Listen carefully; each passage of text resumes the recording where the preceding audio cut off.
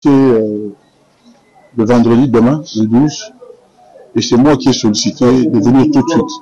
Si c'était pas un peu tard, l'heure à laquelle j'ai reçu l'invitation, je serais venu déjà à la réception de l'invitation.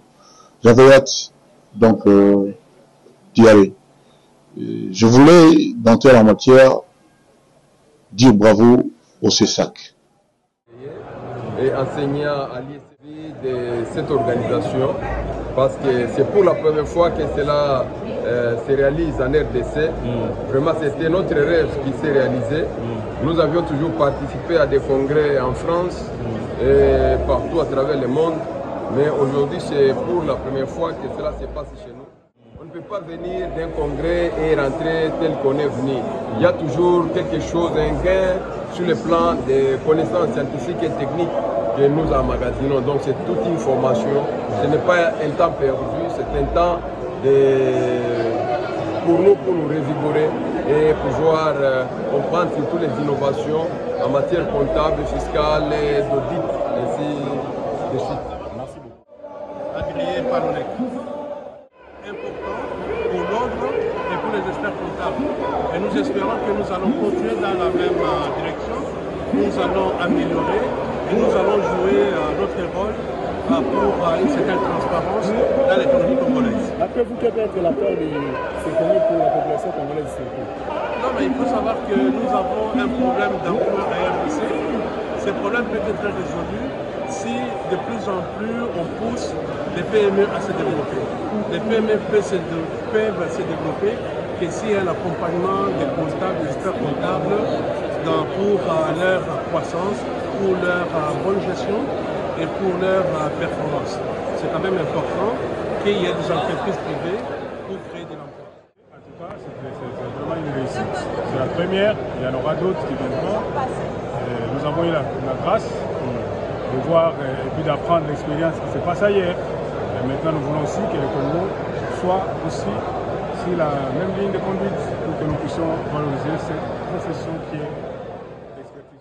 Monsieur Norbert Bokendoya, expert comptable agréé à l'ONEC. Je suis aussi associé gérant du cabinet Investors Advice Office, en sigle INADOF SRL, un cabinet d'audit, d'expertise comptable et fiscale. Alors, quelles peuvent être vos explications par rapport à ces congrès? Et puis, quel peut être l'apport de ces congrès pour la République démocratique du Congo? Et puis, surtout que c'est pour la première fois que ces assises se tiennent ici en RDC. À mon avis, c'est un congrès historique, comme toi-même tu l'as dit, parce que c'est la première fois qu'on puisse organiser une manifestation de ce genre dans notre pays.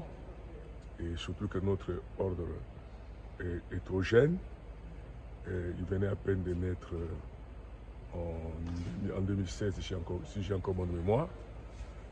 Et ce congrès nous a enrichis parce que nous avons été en contact avec ceux qui étaient dans la profession avant nous et ils nous ont montré leurs expériences. Cela nous a édifiés et surtout que l'expert comptable joue un rôle très important dans la gouvernance. Et généralement, s'il y a des gens qui sont parmi les témoins de ceux qui commettent des actes illicites, c'est pour la plupart des cas des avocats et aussi les experts comptables. Alors, si nous sommes sensibilisés par rapport à l'éthique, par rapport aux lois en rapport avec la lutte contre la corruption et la fraude, et surtout que c'est nous qui établissons les états financiers, et généralement ceux qui font ces actes, ils veulent chercher une couverture pour avoir des libellés et cacher leurs forfaits. Mais maintenant, nous avons été conscientisés de notre rôle dans la transparence des finances publiques et surtout dans la gouvernance pour soutenir notre cher pays. Merci. Vous avez un mot de la fin? Bon, si j'ai un mot de la fin, c'est que nous devons remercier premièrement le chef de l'État, parce que c'est lui qui a donné tous les moyens et même la logistique pour que, disons, les cadres plutôt, pour que nous puissions recevoir nos hôtes. Et ils sont flattés par la beauté de l'édifice et aussi par l'organisation. Nous remercions aussi le gouvernement à travers son Excellence Madame le Premier ministre, et elle était bien représentée dans ces assises, et même le ministère des Finances bien représenté. Et nous avons vu l'intérêt que la suprastructure a accordé à ce congrès. Et tout ce que je peux dire, que ce soit pas le dernier congrès, et que les années à venir, qu'on puisse encore organiser d'autres, et ainsi de suite, nous aurons toute une culture pour bien former et surtout conscientiser les experts comptables que nous sommes. International. Pour être international, chaque ordre doit adhérer à l'IFAC. Entendu parler, la RDC, un grand pays au cœur de l'Afrique, vous devez faire mieux. C'est ce que nous avons osé de faire. Et nous pouvons dire que nous sommes en train de marquer les pas. Marquer les pas, pas seulement à nous-mêmes, avec PAFA, avec FIDEF.